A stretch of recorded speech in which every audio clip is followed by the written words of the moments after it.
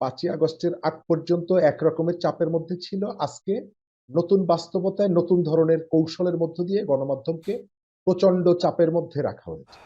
আমাদের জন্য খুবই দুর্ভাগ্যের যে আমরা ওই যে খারাপ সংস্কৃতি, আমরা রাজনৈতিক অবস্থার পরিবর্তন ঘটালেও আমাদের এখানকার যে সংস্কৃতি, সেই সংস্কৃতি থেকে বের হতে পারিনি। সচিবালয়ের শাসনের পাশাপাশি আরেকটা কাউন্টার শাসন এখানে প্রতিষ্ঠিত হয়েছে। সচিবালয় থেকে একটা শাসন পরিচালিত হচ্ছে, রাজু ভাস্কর্য থেকে আরেকটি সরকার পরিচালিত। ৯০, ৯৫, ৯৬% মানুষ, আমার ধারণা দেশে একটা গণতান্ত্রিক শাসন ফিরে আসবে। কবে আসবে আমি সেটা জানি না, কিন্তু জি। মানুষ তার ভোটের অধিকার পাবে, সেই কারণে এই গণঅভ্যুত্থানে অংশগ্রহণ করেছিল। বাংলাদেশে একটি প্রাইভেট টেলিভিশনের মালিকের অফিসে ছাত্র আন্দোলনকারীরা এরকমটা বলা হচ্ছে বিভিন্ন প্রতিবেদনে, এবং সাংবাদিক ছাঁটাইয়ের অভিযোগ রয়েছে। এই বিষয়ে আপনি কি বলবেন? পুরো ঘটনাটা আমি অনুষ্ঠানের শুরুতেই আসলে বলছিলাম। জি। ধন্যবাদ আপনাকে। আহ, যে খবরটি এসেছে, এই খবরটা নিয়ে সত্য মিথ্যা কিনা এটি নিয়ে তর্ক করা যায়। তবে যেহেতু এই সম্পর্কে রিপোর্ট বেরিয়েছে এবং অভিযুক্ত যিনি, তার স্টেটমেন্টও এখানে আছে, সুতরাং এই নিউজটা আমি বিশ্বাস করে নিচ্ছি। দ্বিতীয় জায়গাটা হচ্ছে গণমাধ্যম 5ই আগস্টের আগ পর্যন্ত একরকমের চাপের মধ্যে ছিল। আজকে নতুন বাস্তবতায় নতুন ধরনের কৌশলের মধ্য দিয়ে গণমাধ্যমকে প্রচন্ড চাপের মধ্যে রাখা হয়েছে। মানবজমিন পত্রিকার সম্পাদক, যিনি গত 15 বছর এই যে অগণতান্ত্রিক শেখ হাসিনার শাসনের বিরুদ্ধে সব থেকে বেশি যারা কথা বলেছেন, তাদের মধ্যে একজন হচ্ছেন মতিউর রহমান চৌধুরী। গত 3 দিন আগে তিনি যে স্টেটমেন্ট দিয়েছেন, তিনি একটা সভায় উপস্থিত হয়ে সাংবাদিকদের যে কথাগুলো বলেছেন, এর ভেতর থেকে আমরা বুঝতে পারি গণমাধ্যম কতটা চাপের মধ্যে আছে, কতটা বিপদের মধ্যে আছে। আপনি নিশ্চয়ই সেটি দেখেছেন। এবং এই যে 5 জনের কথা বললেন না, 5 জনের মধ্যে আমি একজনকে চিনি। তিনি নিউজ 24-এ একসময় কাজ করতেন এবং গত গণ অভ্যুত্থানে একেবারে সাংবাদিকদের মধ্যে চ্যাম্পিয়ন রোল যারা প্লে করেছে গণ অভ্যুত্থানের পক্ষে, এবং আহ, তাদের একজন, তাকেও চাকরিচ্যুত করা হয়েছে। এবং তার সাথে সর্বশেষ গত 9 সেপ্টেম্বর একটা অনুষ্ঠানে আমার সাথে দেখা হয়েছিল, এবং তিনি তার অনেকগুলো স্বপ্নের কথা বলছিলেন যে এই যে নতুন বাংলাদেশটাকে তিনি কিভাবে দেখতে চান। আমি দেখলাম সেই সাংবাদিকটাকেও এর ভেতর থেকে এই 5 জনের মধ্যে তিনিও আছেন। এটি আমাদের জন্য খুবই দুর্ভাগ্যের যে আমরা ওই যে খারাপ সংস্কৃতি, আমরা রাজনৈতিক অবস্থার পরিবর্তন ঘটালেও আমাদের এখানকার যে সংস্কৃতি, সেই সংস্কৃতি থেকে বের হতে পারিনি। এবং আজকে একটা দুটো এরকমের ঘটনাটা যদি আওয়ামী লীগের সময় হতো, ছাত্রলীগ করতো, আপনি বাংলাদেশের অনেক পত্রিকায় নিউজ পেতেন। প্রথম আলো উপসম্পাদকীয় লিখত, ডেইলি স্টার উপসম্পাদকীয় লিখত। আপনি যদি বিএনপির সময় ছাত্র দল এই কাজটি করতো, সমস্ত পত্রিকায় হয়তো প্রথম পাতায় নিউজ হতো। কিন্তু আজকে বাংলাদেশের কোনো মিডিয়াতে এই নিউজটা নেই। কেন? কারণ হচ্ছে, আপনি স্বীকার করেন বা না করেন, আমাদের মিডিয়াতে নতুন পরিস্থিতিতেও একটা ভয়ের ভীতিকর সংস্কৃতি এখানে এস্টাবলিশ করা হয়েছে।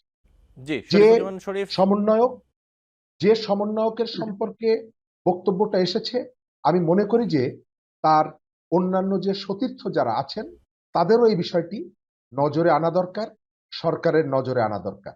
আমরা দেখতে পাচ্ছি যে সচিবালয়ের শাসনের পাশাপাশি আরেকটা কাউন্টার শাসন এখানে প্রতিষ্ঠিত হয়েছে।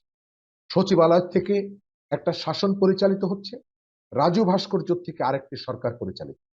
এটি কাঙ্ক্ষিত না। শেষ করে দেব আমি এই জায়গাটা, আপনি মনে হয় আমাকে থামানোর জন্য বলছেন। আমি জি, শেষ করব এই আপনাকে জায়গাটায়। বিদায় দিতে হবে। আপনি আমি আরেক আমি জায়গায় আমি যাবেন আরো দুই এজন্য। তিন জি, মিনিট আপনি আমাকে বলতে সুযোগ আছে আমার। জি, আমি শেষ করব এই জায়গাটায় যে এই গণ অভ্যুত্থানটাকে আপনি কোনো গোষ্ঠীর সম্পত্তিতে পরিণত করতে যাবেন না। কেন যাবেন না? আমি এর আগেও আর একটা গণ অভ্যুত্থানে একেবারে সক্রিয় কর্মী হিসাবে অংশগ্রহণ করেছি 1990 সালে। সেটি হয়তো ছোট ছিল, এবং 90 সালে এরশাদ বিরোধী যে আন্দোলনটা, এটা শুরু হয়েছিল 83 সালের 14ই ফেব্রুয়ারি। 83 সালের 14ই ফেব্রুয়ারিতে আমরা কয়েকজন সাথীকে হারিয়েছি, এবং এরশাদ বিরোধী আন্দোলনটা আমরা সমাপ্তি করেছিলাম 1990 সালের 6 ডিসেম্বর। অর্থাৎ 83 আর 90, তো প্রায় 7 বছর। 90 সালে ছাত্ররা এই আন্দোলনের নেতৃত্ব দিয়েছে। তারা কিন্তু কখনো বলেনি যে 83 সালে যারা শহীদ হয়েছেন, তোমরা শহীদ হয়ে ব্যর্থ শহীদ। কারণ তোমাদের রক্তের মধ্য দিয়ে স্বৈরাচারের পতন ঘটেনি, আমরা 90 সালে পতন ঘটিয়েছি। আপনাকে আমি জি। মনে করিয়ে দিই, আবু সাইদ যেদিন রংপুরে হত্যাকাণ্ডের শিকার হন, শহীদ হন, একই দিনে কিন্তু চট্টগ্রামে ছাত্র দলের একজন কর্মী, সম্ভবত হিমেল নাম, তিনিও কিন্তু হত্যাকাণ্ডের শহীদ হন। অর্থাৎ এই আন্দোলনটাকে আপনি বৈষম্য বিরোধী আন্দোলন আর ওই পক্ষের অমুক রাজনৈতিক কর্মী, এই বিভক্তিটা শহীদদেরকে ছোট করা হবে। বাংলাদেশের মানুষের গত 15 বছর শেখ হাসিনার সাথে ব্যক্তিগত কোনো বিরোধ ছিল না। আমাদের এখানে একটা গণতান্ত্রিক শাসন প্রতিষ্ঠার জন্য আমরা কিন্তু লড়াই করেছি। কখনো লড়াই থেমে গেছে, আবার কখনো লড়াই আমরা এগিয়ে নিয়েছি। আমি জি। 2018 সালের যে নির্বাচন, সেই নির্বাচনে আমি একজন প্রার্থী ছিলাম। বাগেরহাট 4 আসন থেকে আমি নির্বাচন করেছিলাম। কিন্তু সেই নির্বাচনে আমার মা আমাকে ভোট দেওয়ার জন্য কেন্দ্রে গিয়েছিলেন। আমি আমাদের কর্মীদের কথা আমি বাদ দিলাম। অন্য ভোটারদের কথা বাদ দিলাম। আওয়ামী লীগের কর্মীরা আমার মাকে ভোট দিতে দেননি। তার হাত থেকে ব্যালট পেপার কেড়ে নিয়ে তারা ভোট দিয়েছিল। আমার মা আর আমাকে কোনোদিন ভোট দিতে যাবেন না। গত 15ই জুলাই আমার মা মারা গেছেন। আমার এই যে বুকের যে যন্ত্রণা, আমার এই যে মায়ের কথা বললাম, আমার মা কি এই যে স্বৈরাচার বিরোধী যে আন্দোলন, তার কোনো কন্ট্রিবিউশন নেই? এই আন্দোলনের সময় একজন বাবার কাঁধে মায়ের কাঁধে একটা শিশু, মায়ের হাতে একটা পানির বোতল। আমি তো মনে করি ওই শিশুটিরও কন্ট্রিবিউশন আছে। সেও এই আন্দোলনের একটা স্টেক হোল্ডার। সুতরাং আমরা এটিকে যাতে বিভক্ত না করি। আমি জি। শেষ করব এই কথায়, যে আন্দোলনটা চূড়ান্ত রূপ পেল কখন? এক দফার আন্দোলন, এক দফা। এক দফা কি? শেখ হাসিনাকে চলে যেতে হবে। চলে যেতে হবে। তো শেখ হাসিনা চলে গেলে তারপরে কি? নিশ্চয়ই একটা গণতান্ত্রিক শাসনের দিকে বাংলাদেশ যাবে। সুতরাং আপনি যদি বলেন যে আমার ওই ইস্যু, সেই ইস্যু না, বাংলাদেশের এই গণ অভ্যুত্থানে ৯০, ৯৫, ৯৬% মানুষ, আমার ধারণা দেশে একটা গণতান্ত্রিক শাসন ফিরে আসবে। কবে আসবে আমি সেটি জানি না। কিন্তু জি। মানুষ তার ভোটের অধিকার পাবে।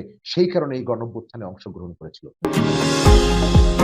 নিউ ইয়র্ক থেকে সম্প্রচারিত টিভিএন 24 টেলিভিশন বিশ্বজুড়ে বাঙালির কণ্ঠস্বর।